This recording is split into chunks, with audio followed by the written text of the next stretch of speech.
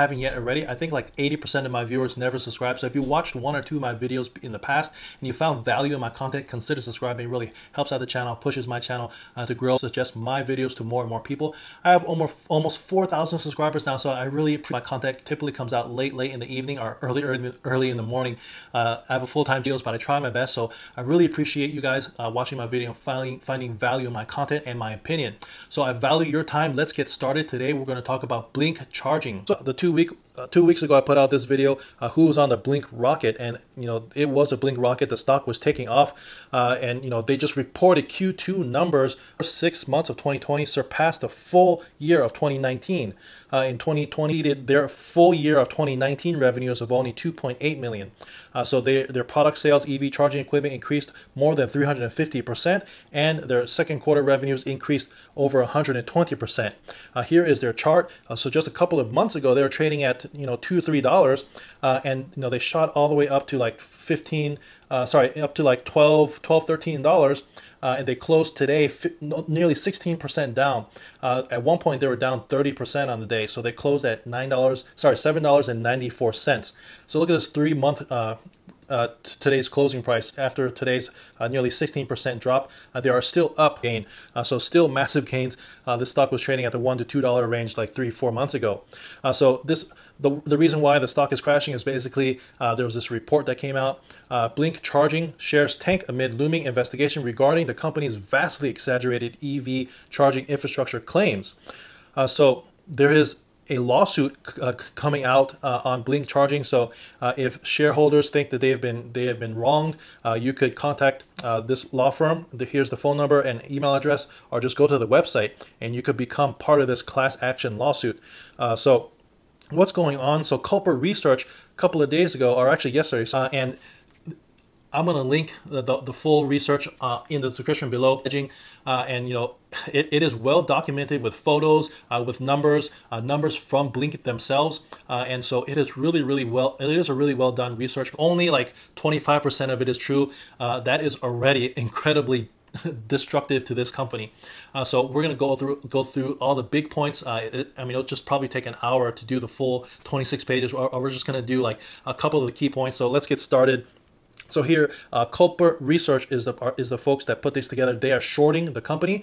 So they typically short companies that do research, and then it has vastly exaggerated the size of its EV charging infrastructure in order to siphon money from the pockets of investors to insiders. Blink claims that EV drivers can easily charge at any of its 15,000 charging stations, but we estimate the company's functional public charging network consists of just 2,192 stations. So right off the bat, they're just saying that Blink is only roughly 2,000, when Blink is claiming that they have 15,000. Or on-the-ground visits of 242 stations at 88 locations across the United States revealed a plethora of neglected, abused, non-functional, or otherwise missing chargers. We believe Blink is a scheme designed by Chairman and CEO Michael Farkas to expense of $44 million is more than double the company's $18 million in cumulative revenue. So really burning, damning words over here, just straight up saying that complete fraud and complete lies. The scheme mirrors Farkas' developed in-flight technology, but the Mexican government seized 5.6 tons of this illegal substance on board of Skyway's demonstration aircraft, and the stock collapsed. So like, wow, like they are straight up saying that the current CEO in his former business used to use their airplanes to ship this illegal white substance, and that company basically collapsed, and it was shut down by the Mexican government. So like not touching this with a kid hand. They're like absolutely calling out the CEO and this company for a straight up fraud, and 42 chargers at 88 locations across the United States. So they found missing chargers. So in 23 cases, the chargers were just not there when the Blink network says it's supposed to be there.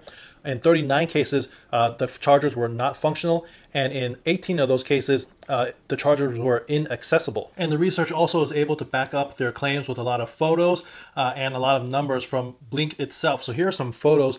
So this is, they're saying a Hilton in La Jolla, San Diego, where they found non-functional screens and chargers filled with cobwebs, indicating that they had been neglected. Supposed to be 3 chargers there, but there were only 2 chargers. One of those chargers was very badly damaged. I don't know what's going on with this picture here, but I don't know where the charger is, but the cord is hanging on the rails there. So that is, I think, in Georgia somewhere. Here's another case in St. Thomas University in Miami Gardens. So this charger, the screen was completely broken, and so it's not functional at all. So they also go into detail about the app reviews and the App Store. So Blink has they're claiming has 2.3 star reviews and only 143 reviews. Significantly bad reviews compared to all the other EV charging companies. Pretty much everyone else is greater than 4 stars. Only 144 ratings, and most of them are really bad. I'll read a couple of them. Used as a guest. Oh, and they charge you by the minute. Highest rates too. Never again. So a bunch of bad reviews. App doesn't work. Just get physical card. Rip off. So like I said, this paper really documents really well their findings, their numbers. So it's going to be really hard for the company, for research.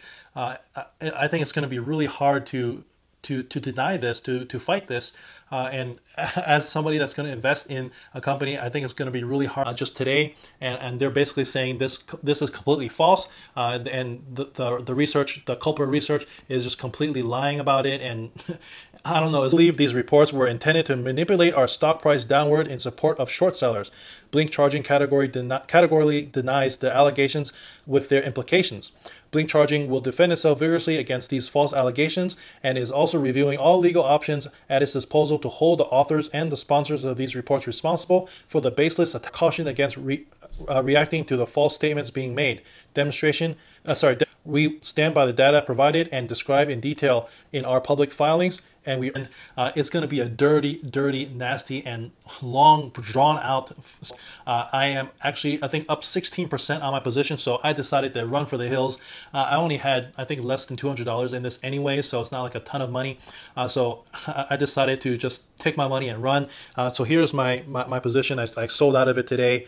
It got filled at $7.86, and I only had 20 shares, so I think it was up like 6% on this. So hooray for that 16%. At least I didn't lose all my money. But guys, what do you think? Are you guys invested in Blink? Are you running for the hills? Let me know in the comments below. Let me know what you think of this research paper. I mean, it's incredible, the details of the things that I read in there. So consider subscribing if you haven't yet already. Give me a thumbs up, really helps out the channel. Catch you in the next one. Peace.